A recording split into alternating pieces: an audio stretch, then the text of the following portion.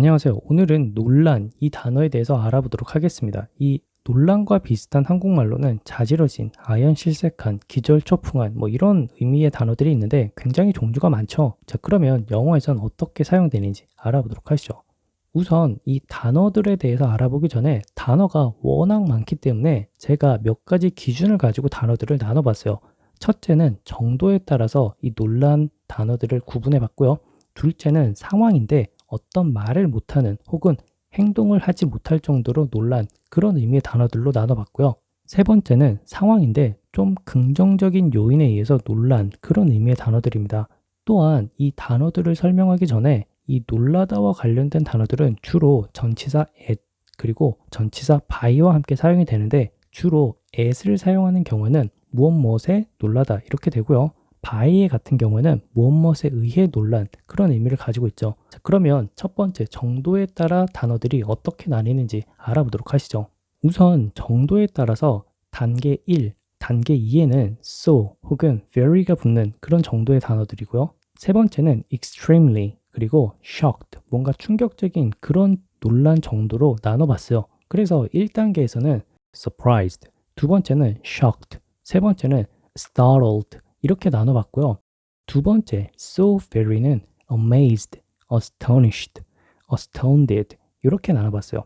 세 번째는 staggered, flabbergasted, dumbfounded 이렇게 나눠봤어요. 자, 그러면 이 단어들이 어떤 의미가 조금씩 차이가 있는지 한번 알아보시도록 하시죠.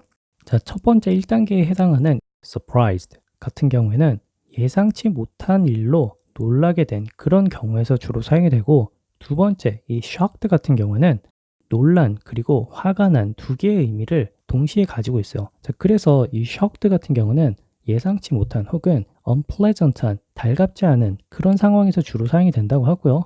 세 번째 startled 이 말 같은 경우에는 갑자기 놀란 거예요. 깜짝 놀란 그런 의미가 있고요. 그리고 slightly shocked 아주 살짝 쇼크를 받은 그런 느낌도 있으니까 참고해 주세요. 다음은 두 번째 정도에 해당하는 단어들에 대해서 알아보도록 할게요. 첫 번째 amazed 같은 경우는 예상치 못한 그런 놀람이고요. 또한 hard to believe 믿기 어려운 걸로 놀라게 된 그런 의미를 가지고 있어요. 두 번째 astonished 같은 경우는 amazed와 굉장히 비슷하게 사용이 되는데 amazed보다는 사용 빈도가 적고요. 또한 약간 부끄러운 그런 상황에서는 이 astonished가 더 적절하게 사용이 된다고 하네요. 세 번째, astounded 같은 경우는 앞에서 말한 astonish보다는 약간 더 formal하고 약간 더 stronger한 그런 느낌을 가지고 있어요.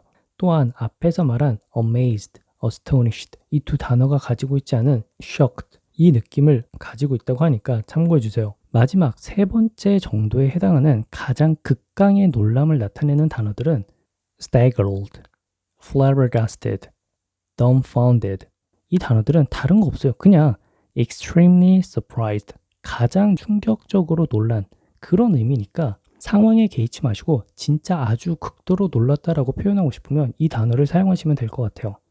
다음은 상황에 따라서 말과 행동을 못하는 그런 단어들로 나눠봤어요. 첫 번째, 말과 행동을 둘 다 못할 정도로 놀란 그런 상황에서는요.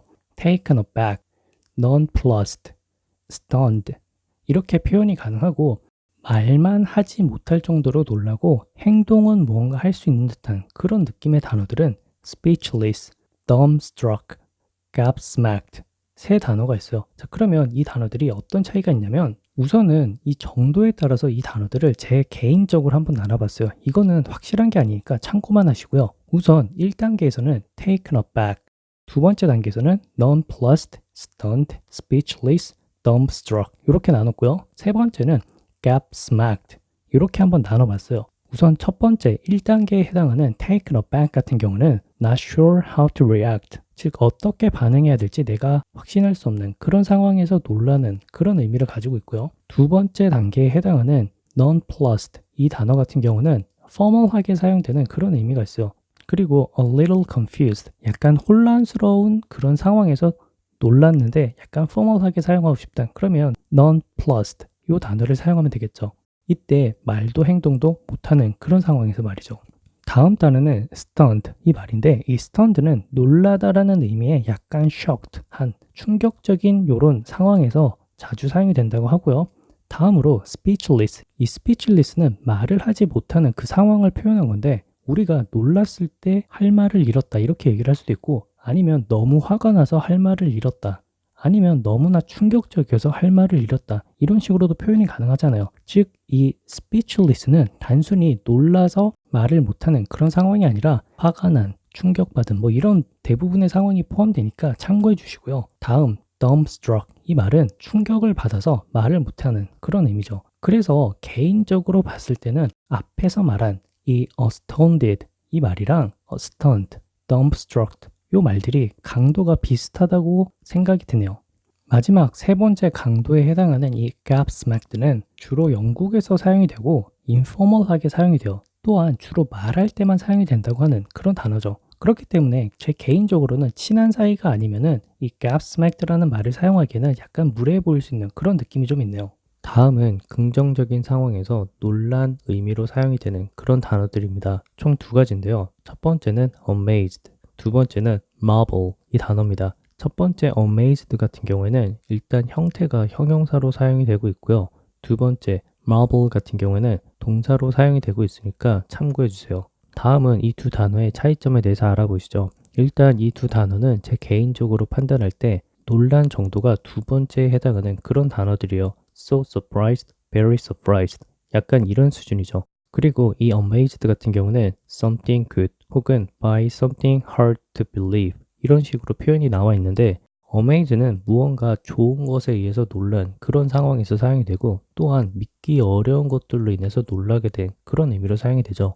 예를 들면은 구두쇠인 친구가 있는데 그 친구가 어느 날 불우이웃 돕기를 위해서 1억을 기부했다라고 생각을 해보세요. 그러면 주위의 사람들은 그 사람이 그런 짠돌이가 그런 돈을 기부했다는 사실을 듣고 매우 놀란 그런 상황이 되겠죠. 이때는 그 일 자체가 무언가 좋은 행동, 뭐 그런 거고 또한 믿기 어려운 그런 상황이기 때문에 amazed 이런 단어가 적절히 사용될 수가 있는 거죠. 다음 단어는 marvel 이 단어입니다. 일단 이 단어 marvel 같은 경우는 무언가 매우 놀란 그런 상황이고요. 또한 존경심을 가질 만한 그런 놀라운 의미로 사용이 돼요. 예를 들면은 어떤 영웅이 있는데 한 나라를 구했어요. 그런데 그 영웅이 한 행동은 일반인이 생각하기에 와, 어떻게 저런 것을 할 수가 있지?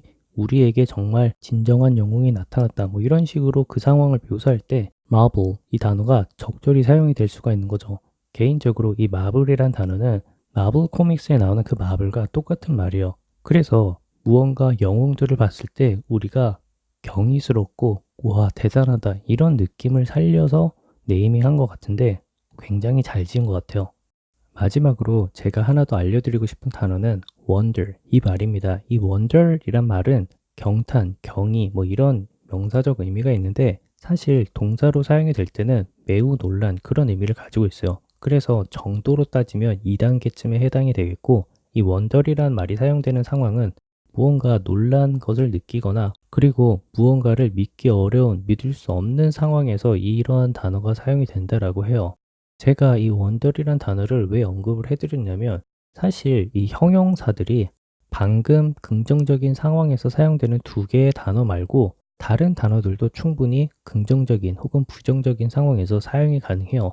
앞에서 제가 꼭 두 개를 선택해서 알려드린 이유는 이 두 개의 단어는 확실히 긍정적인 상황에서 사용이 될 수 있는 그런 단어들이기 때문에 알려드린 거고요. 나머지 단어들도 충분히 상황에 맞게 사용될 수 있다는 걸 좀 유념해 주셨으면 좋겠어요. 간단히 설명을 해드리면 이 surprised 같은 경우는 나쁜 뉴스나 혹은 좋은 뉴스에 의해서 둘 다 놀랄 수 있잖아요. 이거는 말하는 사람의 의도에 따라 달라지기 때문에 충분히 긍정적인 상황도 나쁜 상황에서도 가능하다는 걸 꼭 알아주셨으면 좋겠어요. 자, 그러면 다음은 예문을 보시도록 할게요.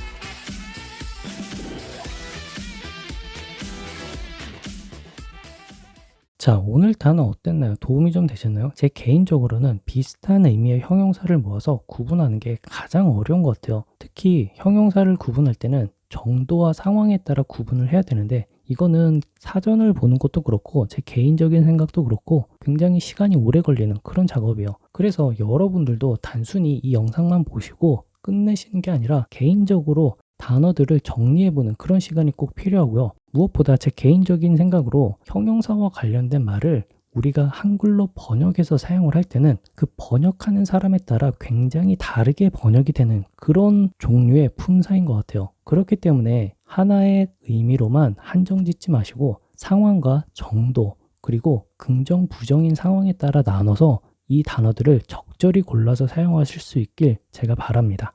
오늘도 영상 봐주셔서 감사하고 다음 영상에서 뵙도록 할게요.